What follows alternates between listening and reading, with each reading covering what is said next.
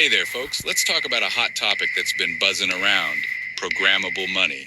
Sounds fancy, right? But what if I told you it might be a threat to our rights? Now, programmable money is basically digital cash controlled by algorithms. It can be set to only be spent on certain things or even deactivate after a certain time. Convenient? Sure. But here's the catch. Imagine if someone else, say the government, decides what you can and can't buy. Let's break it down. This tech could potentially track every cent you spend. Privacy? Out the window. Freedom to spend your money how you want? That could be gone too. Think about it. What if you're limited in what you can purchase based on someone else's idea of what's best for you? Your freedom of choice, a key, right under the Constitution, could be at risk. And here's another thing. What if these algorithms are biased? We've seen it before with other tech. They might unfairly target certain groups, amplifying existing inequalities. Now, I'm not saying programmable money is all bad. It could fight fraud and streamline payments. But we gotta be cautious. We need transparency and regulations to make sure it's used fairly and respects our rights. So, what do y'all think? Is programmable money a step forward or a slippery slope? Hit that comment section and let me know. Thanks for watching.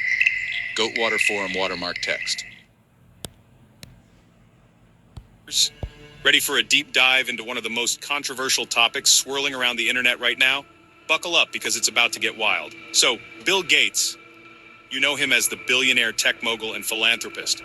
But what if I told you he's allegedly working on something that could change the fabric of our society, starting with the most vulnerable newborn babies?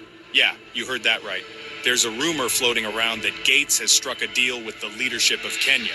The plan? To implant ID chips in newborns? And not just any chips. These are real ID chips that would be embedded under the skin.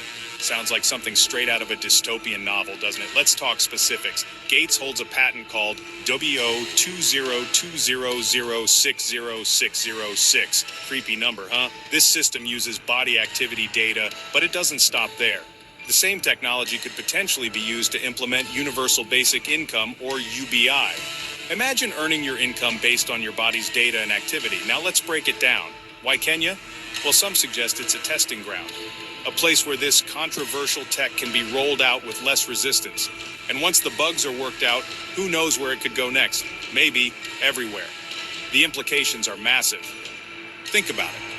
A world where every baby born is tagged and tracked from birth. It's like something out of a sci-fi horror story. And the idea of using body activity for data, it's not just about tracking, it's about control. Now you might be asking, what's the end game?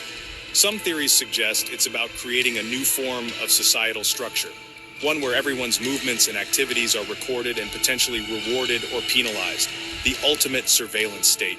But of course, the official line is much more benign. It's all in the name of health and safety, ensuring everyone has an ID, tracking vaccinations, keeping tabs on health metrics. Sounds good on paper, right? But dig a little deeper and the questions just keep piling up. So, what do you think? Is this just another wild conspiracy theory, or is there a kernel of truth? Could this be the beginning of a new era of surveillance and control? Or is it just another figment of the internet's wild imagination?